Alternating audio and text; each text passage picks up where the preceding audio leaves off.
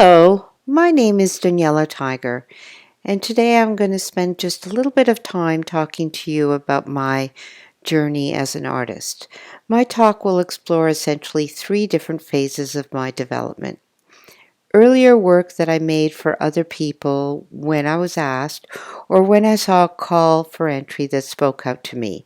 Secondly, some teaching that I did with school children. And finally, the experimentation I did while I was at art school. But first, I want to talk about some true confessions. I find it very difficult to stay focused on one technique. Through my life, I have found it difficult to stay focused on any one medium even, trying pottery, metalwork, jewelry making, so at least I have made a decision to stick with fabric. But as we all know, sticking with fabric is hardly being well focused, but at least I'm making some progress. Many people depend on me, and so my life beyond my art is also very scattered and multidimensional. However, I think this adds richness, and I wouldn't trade it for the world. I do love going to school, and I'm addicted to learning. I have an endless curiosity about the world around me. If I could start all over again, I already have a totally different area of interest wherein I would happily restart studying cross-cultural anthropology. This work began as a guild challenge. I am a member of the York Heritage Quilters Guild, and they called out for a challenge called like night and day. Rather than focus on weather or time, I focused on whether we really are that different, asking the question, are we really like night and day? It won a prize in my guild, and then I found out about a call out for quilters called The Many Faces of Jerusalem, and I thought this work was a good match. I changed it slightly to meet a size requirement, and it traveled with that show through Israel and many places in the United States. It was even chosen as the cover image for a catalog in one of the museums. This is what the quilt became when I turned it into The Many Faces of Jerusalem. Since my surname is Tiger, the call out for finding your inner animal was a really good fit for me. I have 2 sons, and mothering has been a very large part of who I am for the last 30 years. The human form has been a focus of much of my artwork. Trying to get it right and good is such a challenge. A friend of mine bought this piece through a silent auction, and so the money went to a good cause. I called her at ease in her bones, since the cause was osteoporosis. It made a pretty good fit as far as I was concerned. I was asked to make a tiny square on behalf of a friend. She had been asked to decorate this square that would become a component of a wedding canopy. She didn't feel able, so asked me to do it, and told me that the couple liked to ride bicycles together. The square I created ended up being in the center square of the canopy, and I saw it for the first time all put together last year, although it had been created in 2007. It still hangs today in a place of honor in their home. This is a little piece that I made for a friend. She is the single mother of 2 boys and works super hard at everything she does. I wanted the female form to be different than the standard, since her body is different too. And, like most women, she agonizes over what she looks like. I was playing around with the technique of painting with acrylics onto Wonder Under and then ironing it onto the background fabric with a layer of organza over the top.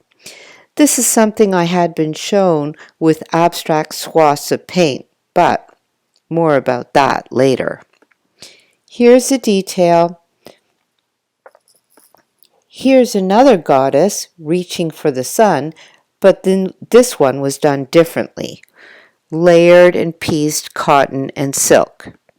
Here's another goddess. This one is pregnant, and this is a drawing. I sure do love the female form. Another experiment, painting on silk, and then intense stitchery.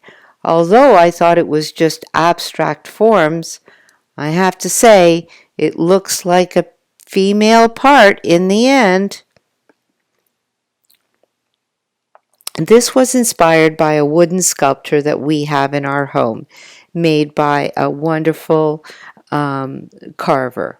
I was exploring how to create shadow, still working with commercial fabrics and piecing, but the shadow is created by free motion swirls in black thread. And I have to say I was somewhat satisfied by the result.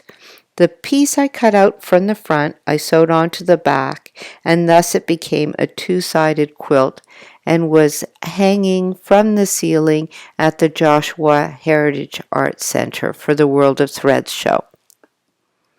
Remember those swaths of fabric? I discovered that one can alter the surface of the cloth with Jeannie Jenkins, a good friend and neighbor here in Toronto. This was a complete revelation. I had never thought that you could put anything like paint or anything else on cloth. I really just thought it was all about cutting it up and sewing it back together again. Jeannie encouraged us to use watered-down acrylics on commercial batiks, and this was the first of many such compositions I created. I had found a new love, swaths of color on blocks of batik. This was the same technique. It was commissioned, and the client organized her room around it, which was, of course, a huge compliment to me. Now, working with children is one of my greatest joys. In my social work practice, I focused on the child, and I have loved the opportunity to work with children in my art practice too. Children attack a project with such enthusiasm and disinhibition, which makes working with the tools so much fun. I taught children in schools for a few years, and at times I came in as a paid specialist working on a specific project that was requested by the school, and at other times I came in as a volunteer art consultant. All these opportunities brought great joy to the children and to me. Then I was asked to make a wedding canopy for some dear friends. This was a huge project for me. The couple lived very far away. I had been given their likes and dislikes. Purple is her favorite color. He is a musician. She is a yoga therapist, and they love nature. But beyond that, I had to make up most of the design decisions. Here I am hard at work on my Bernina, and you can see the Om symbol in the center of the work. The applique was by hand. This is some of the corner treatments. That geometric design was a sketch that the groom had sent me in the mail. Here's the whole work, and here's the bride and groom. Going to the wedding was a fantastic opportunity, and everybody loved the wedding canopy. Then I got the opportunity to go to school. Going to art school was a great privilege and pleasure. I had always taken art classes after work at local little art schools, but once I was able to stop working for pay, I was able to get more serious about my art education. I applied and was accepted into an art university here in Toronto, and I began taking higher level classes and more of them at the same time. The next few slides will show some of the projects I created for specific assignments. At the time of this assignment, I was preoccupied with an honor killing that had happened in Ontario, where a father and sons killed several female members and then tried to suggest that it was an accident. It was horrifying. The printing was created by a printer, and as the fabrics became darker, the word became harder to read. Once again, I'm questioning the definition of a word. I distressed the fabric as it got lower. Here's another school project. A weaving teacher mentioned in passing that she had once woven with a loom with copper wire, and I thought, why not try it? Many hours later, with a broken back and an almost broken spirit, I finally got the loom threaded. This was a mammoth job wherein I had absolutely no idea what I was doing. The actual weaving wasn't any fun either. I inserted tiny bits of cloth into the warp and weft. They have images on buildings on them because the assignment had been to create something for a specific space, and this was for the lobby of my husband's building, and the buildings are project that he has worked on. Here's another assignment. This one was to create 100 of something. I decided to create 100 figures, each one of which would be hand embroidered and decorated in a different way from one cloth. Needless to say, this was a super time-consuming option. Many of the students chose 100 photographs, 100 beads, 100 photocopies. Not me. When the figures were all done, I mounted them onto a spiraling piece of metal that I had created in the metal shop. Today, looking back at the end result, I feel that the presentation created the opposite impression of my intent. My goal had been to suggest that although we are all unique, there are ways to connect. But looking at the hard metal structure that creates cages around each figure, I feel that it is separating rather than connecting. Today I would present them very differently. This is a view from below the spiral. And to offer you a sense of scale, I have my son standing in the middle of it. And here are all the figures at rest, more happily, I think, at home. This piece was created from dyed fabrics. The colors at the bottom are dyed silk pieces, and the trunks of the trees are stuffed, sort of a la trapunto. Here's a drawing and painting experiment with pen and ink from my drawing class. And here's more experimenting. Now I'm in the plastic studio. I tried embedding threads into dyed resin, still working with the theme of connection. I was preparing this for a class that was supposed to be preparing us for our final thesis work. And here's a detail of the faces. I enjoyed it. It was really venturing once again into a territory that I was unfamiliar with, but ultimately I discarded this idea for my final thesis.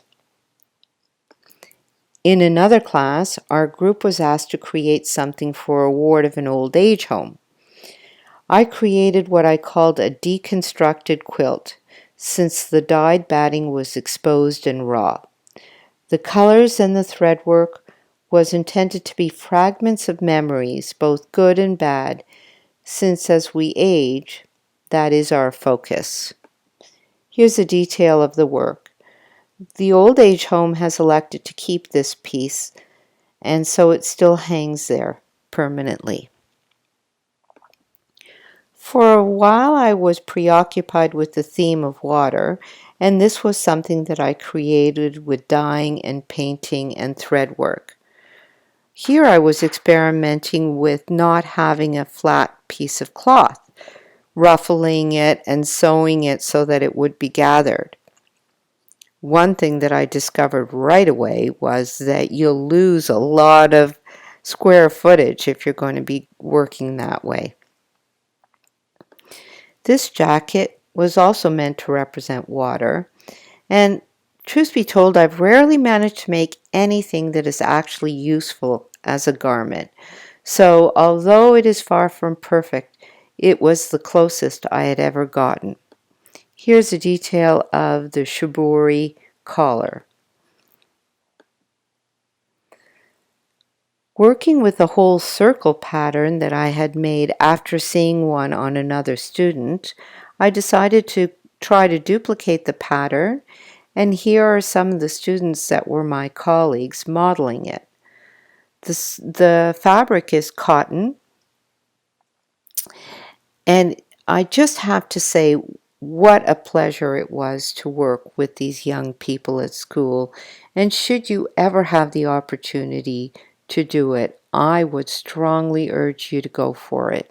There's nothing like the energy and the enthusiasm and the going for broke attitude that these young people have. I'm showing you this image because we were told to steam set all these fabrics, and I never really got why, and it was a huge pain in the ass, so I wouldn't recommend it. I finally decided what my thesis work was going to be. This is some of my initial ideas regarding how to present it. I had developed a method of working with my own photos using a stabilizer by Ricky Timms. Once I had the photo changed in Adobe Illustrator, I would print it out onto the Ricky Timms stabilizer, and then I would free motion draw using the photograph as a guide onto silk organza that I had dyed. Here's a close-up of how I was considering presenting this work, but the feedback was clear from my instructors that this was way too busy and I had to simplify my presentation. This was the page devoted to me in our graduating thesis catalog, and this was our first try to photograph my work. Very, very difficult to photograph translucent material. It was a huge challenge. This is how the work was finally presented at our thesis show, with long panels of silk organza dyed in a tea bath hanging from the ceiling. I had read about the Fibonacci curve, and I was very intrigued by it, since I had understood that it is the basis for so many things in the natural world. I decided to create a composition using a color palette that I put together from the color wheel, because colors have always been a huge challenge to me. I have no idea where this image came to me from, but once I had created the composition, I saw this face with the bird on her head, so I decided that's just what had to happen, and thus bird brain became. Here are some of the details. The process was very iterative, which is the way I am comfortable working, rather than having it all worked out from the beginning. I didn't see the image until the blocks had been made, and I didn't see the hand until after the face was in. The brain on the top of the face just became more and more intricate as I worked on it. Here is another iterative process. This began as a sketch of my husband. First I layered up the fabrics and then free motion stitched where the sketch lines were. but that result was very underwhelming. So I just started hand embroidering, and I just couldn't stop. It was so much fun. I love doing handwork. I find it very soothing. Here's another piece that I did based on the same technique. It was a sketch made from a photograph that I had, and then I just started stitching like crazy. This little piece was exhibited at our last guild show, and it was bought by a social worker, much to my surprise. Here's a detail of the printing and the stitching. This is another little piece that I made based on a photo using the technique that I had developed in my thesis work. Here's a detail shot as well as the original picture. And then we come to Jane Dunnewold. Jane Dunnewold is a spiritually centered and artistically gifted teacher. It has been a special privilege to be part of her art mastery program. She has a remarkable ability to provide constructive yet kind feedback. This is the great studio space that I had in Jane's studio. And here's another shot of the studio where my group is working while she is giving us direction. This little piece I created for the Sakwa's silent auction. Any opportunity that I can find to give back, I usually take advantage of. It's a great way for getting your work out there while contributing to a good cause. Again, using the Ricky Tim stabilizer, this was based on a photo of me and a girlfriend. Here are some details. And here is some experimentation that went terribly wrong. Jane had taught us about flour paste resist, and of course I thought that I remembered the technique super well, and I tried to recreate it at home. And why bother read the instructions? Well, you know what? Sometimes you do need to read the instructions, and sometimes you just do not remember how to do it properly without them. Here I am hoping for good results and becoming pretty disappointed.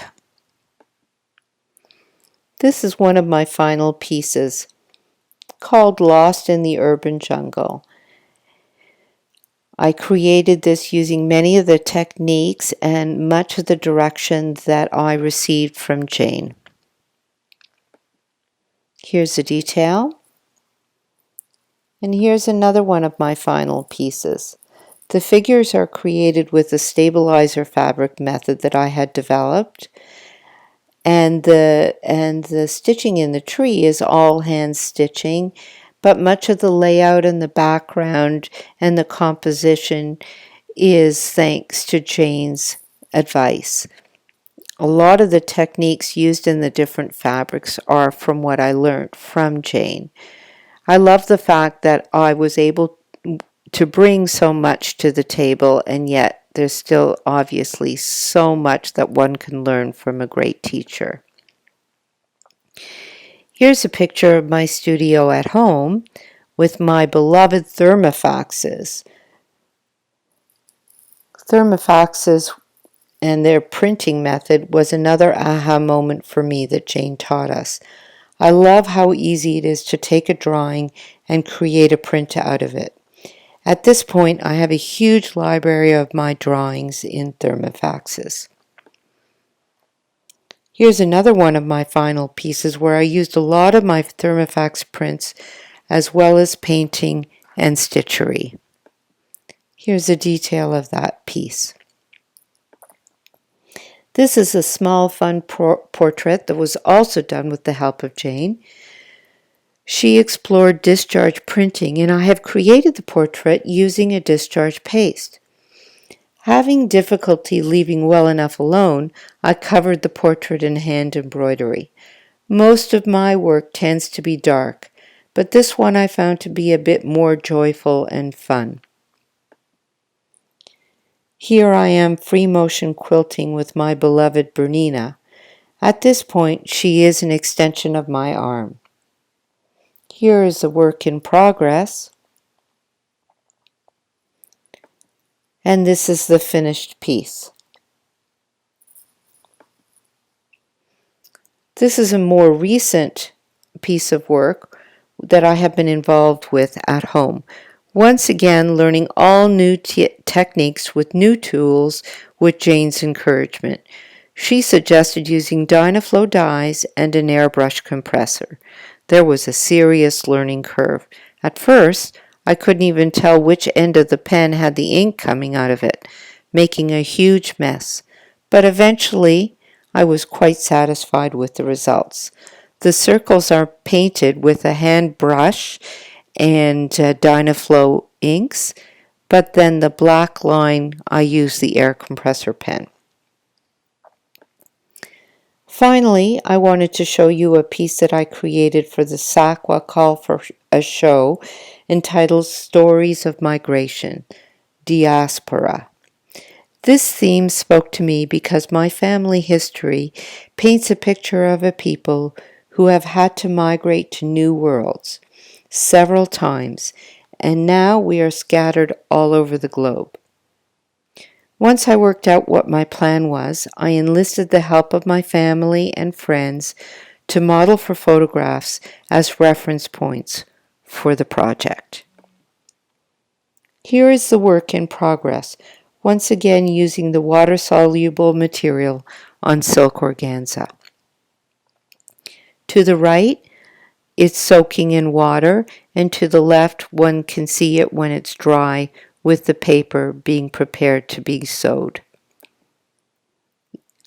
Here's an element of the finished work, and here's another element of the finished work.